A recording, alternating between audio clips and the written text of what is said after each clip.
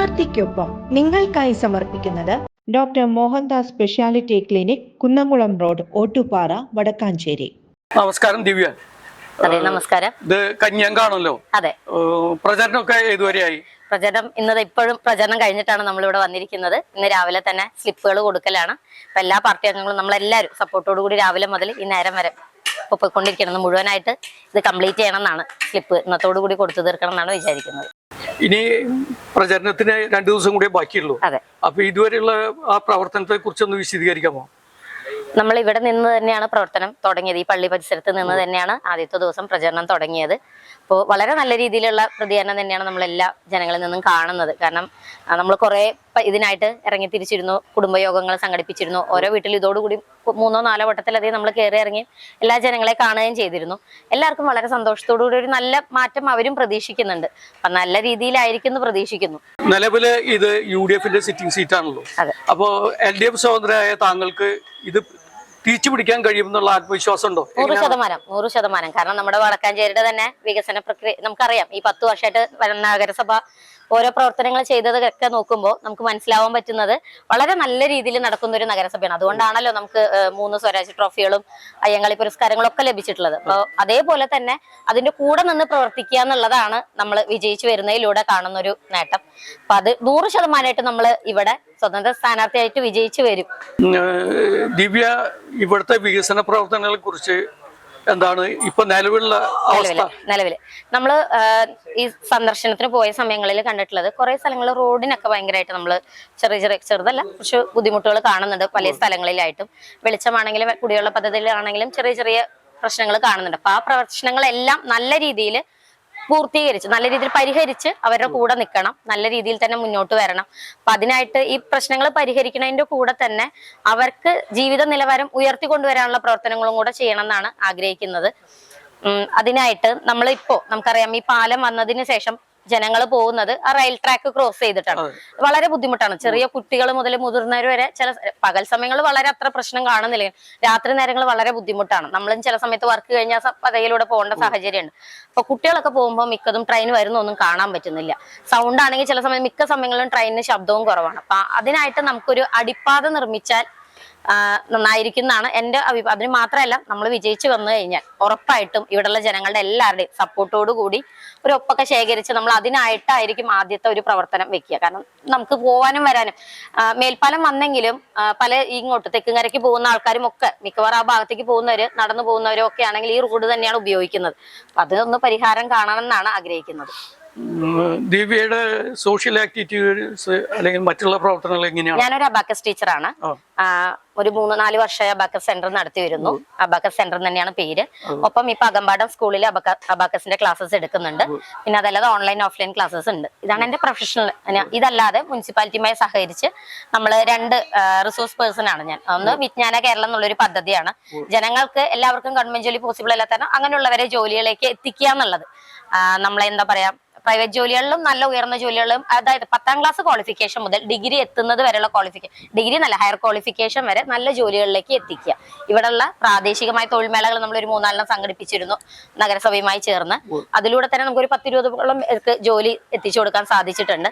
ഇതല്ലാതെ നമ്മൾ കുടുംബശ്രീയുടെ തന്നെ അണ്ടറിൽ വരുന്നതാണ് ഓക്സിലറി എന്നുള്ള സംഭവം. അത് 18-നും 40-നും ഇടയിൽ വരുന്ന സ്ത്രീകളെ ഒന്നിച്ചു ചേർത്ത് ഒരു കൂട്ടായ്മ രൂപീകരിക്കുക എന്നുള്ളത്. പിന്നെ അവരെ നമ്മൾ നല്ല രീതിയിൽ പൊതുസമൂഹത്തിലേക്കും കൂടെ കൊണ്ടുവരികയെന്ന്. അപ്പൊ അങ്ങനെ ഒരു ആക്ടിവിറ്റിയുടെ റിസോഴ്സ് പേഴ്സണും കൂടെയാണ് ഞാൻ. അപ്പൊ അങ്ങനെയുള്ള പ്രവർത്തനങ്ങൾ, അവരുടെ നമ്മൾ മെന്റൽ സ്ട്രെസ് ഒക്കെ കുറച്ച് അവരെ നല്ലൊരു ആക്ടിവിറ്റിയിലേക്ക് കൊണ്ടുവരാനും കൂടെ നമ്മൾ ഇതിലൂടെയൊക്കെ ചെയ്തുകൊണ്ടിരിക്കുന്നുണ്ട്. ഇപ്പൊ ഇതൊക്കെയാണ് നിലവിലെ പ്രവർത്തനങ്ങൾ. ദിവ്യയുടെ ഫാമിലി സപ്പോർട്ട് ഒക്കെ എങ്ങനെയാണ്? വളരെ നല്ല രീതിയിലുള്ള സപ്പോർട്ട് തന്നെയാണ്. ഭർത്താവും ഒരു മോനും ആണുള്ളത്.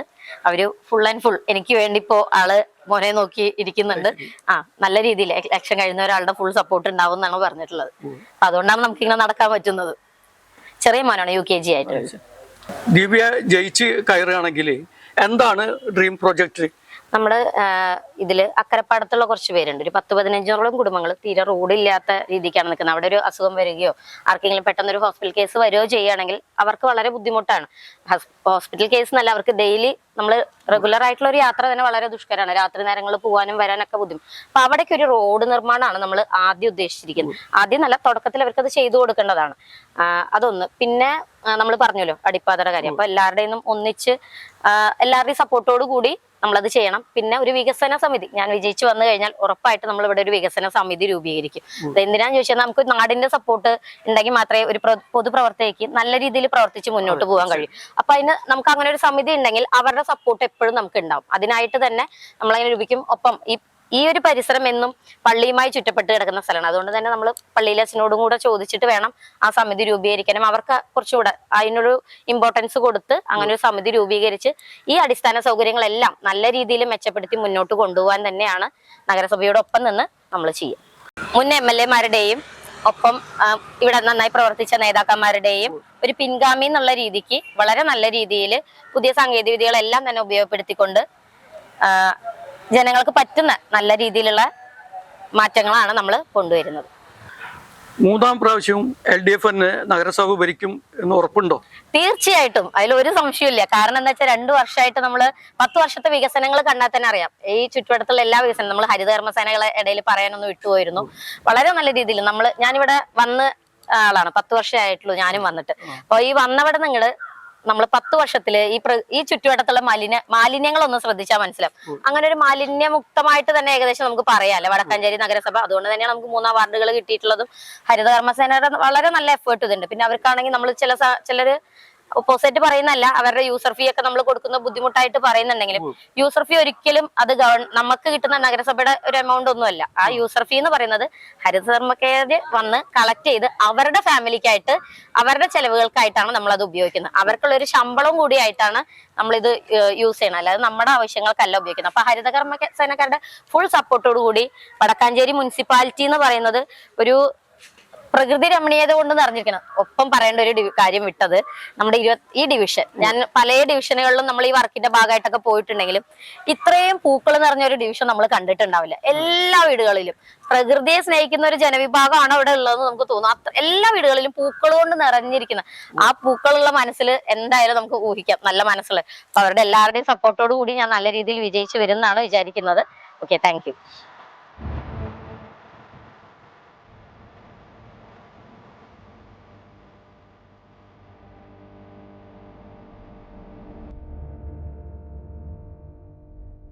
സ്ഥാനാർത്ഥിക്കൊപ്പം നിങ്ങൾക്കായി സമർപ്പിക്കുന്നത് doctor Mohandas speciality clinic, Kunnamkulam road, Ottupara, Vadakkanchery.